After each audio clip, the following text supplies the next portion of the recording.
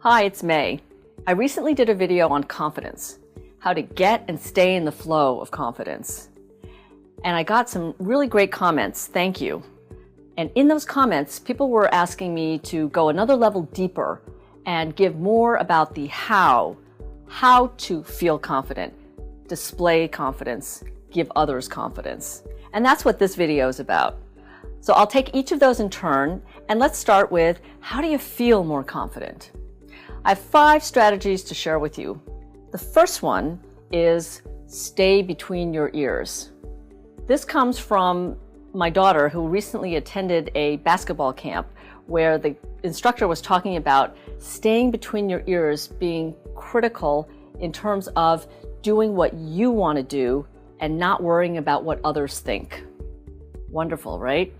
He told a story about himself in high school where he was playing a big game and he kept missing these free throws, which are supposed to be easy. He started to lose confidence and it made it just worse. Got to the point where he couldn't help but think, what is the crowd thinking? What are my fellow players thinking? What is this going to do to the outcome of the game?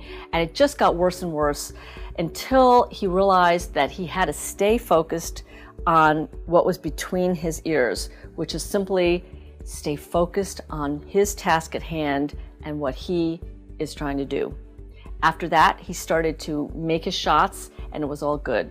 So stay between your ears. The second strategy is one that I call bring your caddy. Bring your caddy refers to bringing someone who can help talk you down from wherever you've hyperspaced yourself to. For me, that could be a lot of places.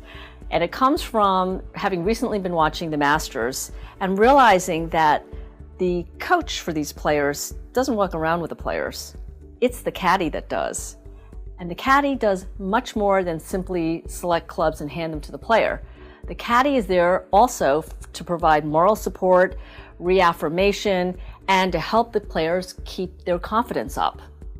We all would want to have a caddy, right? I'd love to have a caddy walk around with me all the time and help me keep my confidence up. Recently, I had an example that I'd like to share with you, which was I was recently creating and shooting my very first online course. And anytime you do something for the first time, it's a bit nerve-wracking and it's easy to lose confidence.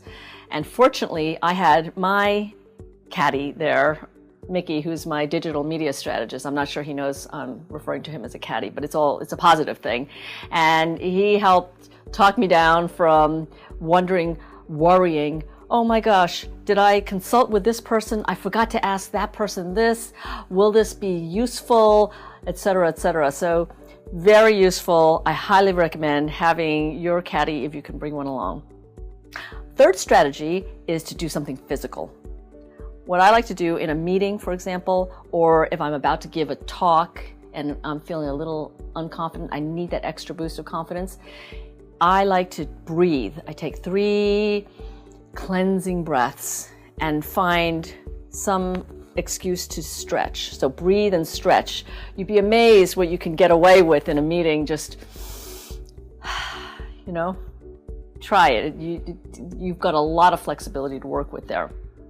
The fourth strategy is to say your mantra or play your highlight reel. What do I mean by that? Well, a mantra is a set of sentences that you write for yourself and others help you write that you can say that is your own self-affirmation. I'll share with you mine that I used to use for many years in my career, and it really helped me to feel confident when I needed to. Here's how it went. Hi, I'm May Busch.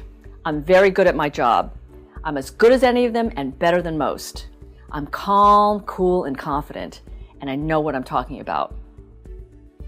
So you can write your own. That was mine, and it worked for me, but the key is to write one that works for you, and then say it to yourself. I'd say it in the bathroom before going up on stage and giving a talk, for example.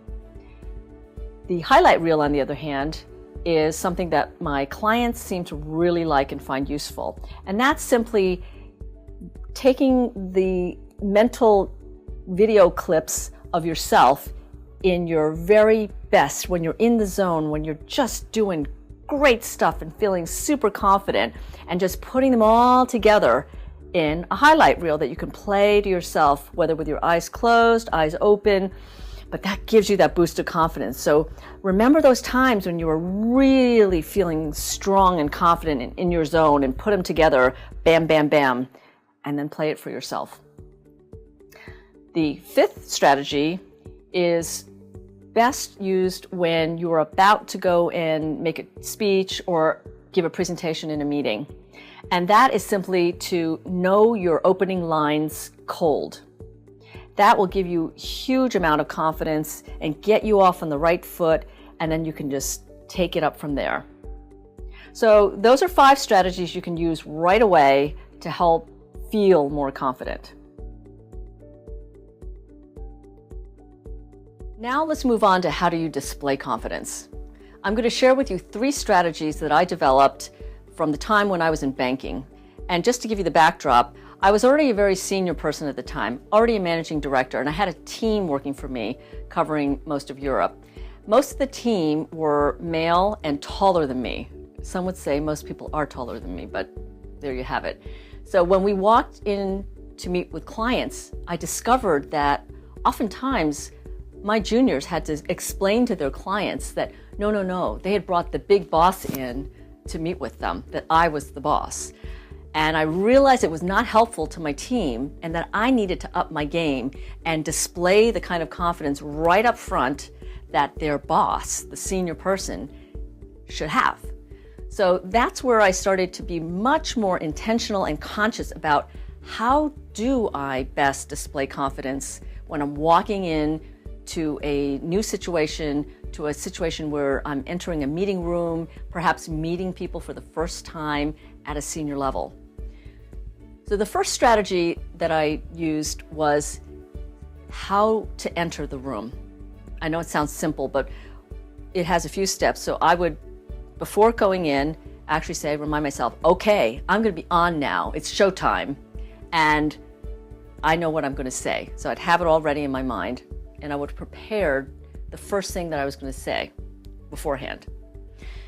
Then we'd open the door, stride in, and I would make sure that I was going in first, and I would walk confidently, stand with good posture, go right up to the senior person I was supposed to interact with, shake his hand, look him right in the eye, smile, I'm a big fan of smiling, and say, Henry, great to meet you. I really enjoyed that Wall Street Journal article about you last week, or something like that. And right away, wanted to make that connection. I wanted to be the first to engage and display my confidence in that way. And I'd also say, oh yes, I am the so-and-so and so, head of this or that. And that seemed to work really well for me.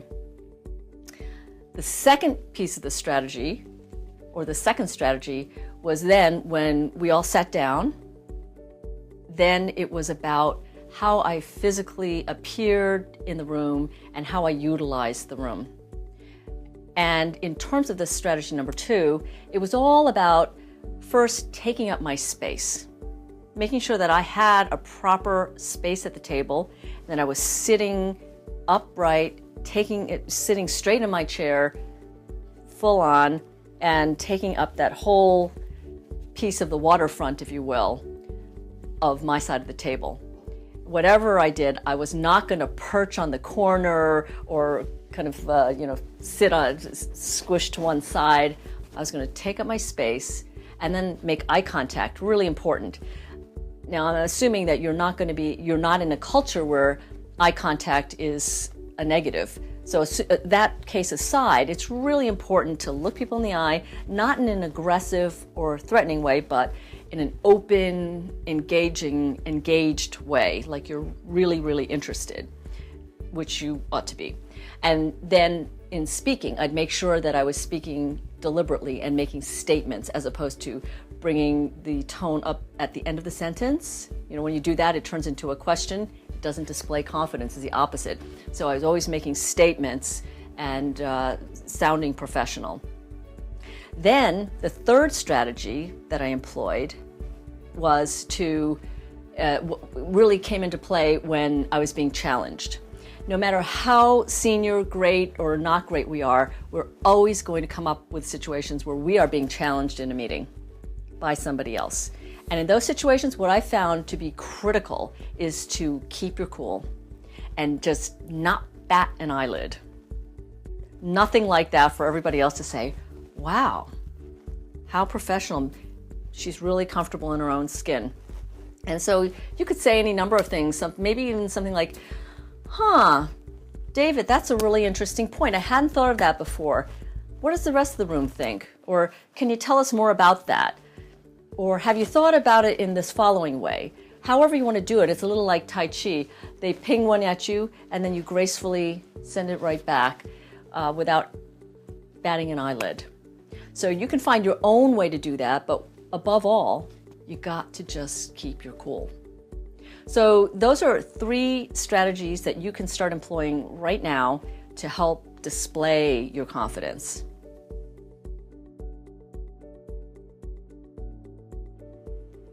And now let's cover how you can give confidence to others.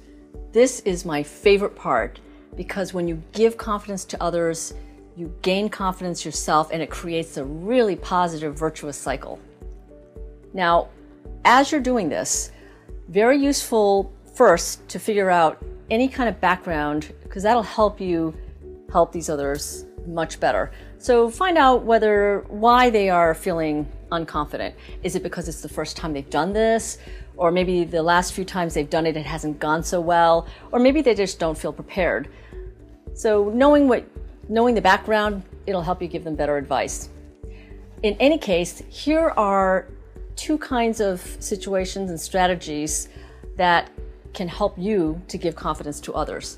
The first set is about building their confidence beforehand. And then the second kind is about giving them confidence in the moment when they're already in the thick of it.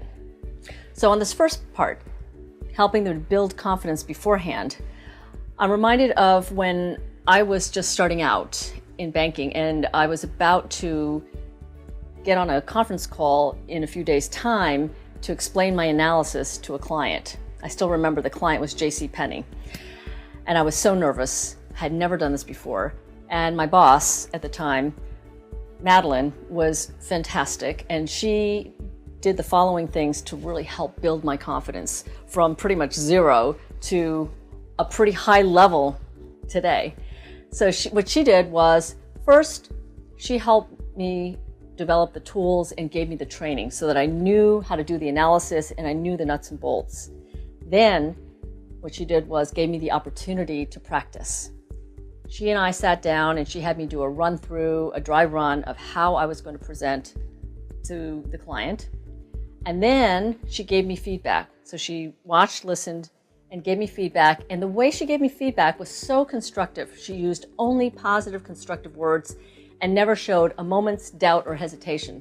Believe me, I had enough doubt for both of us. So it was really great that she was so positive in building up my confidence and helping me prepare. And then, they say on those shampoo bottles, rinse and repeat.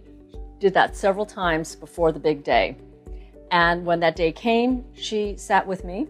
We were on a speakerphone so that if things got tricky and I couldn't answer some questions, she was right there. All I had to do was look over at her and she was right there to help me field those questions. And then afterwards, we did another debrief.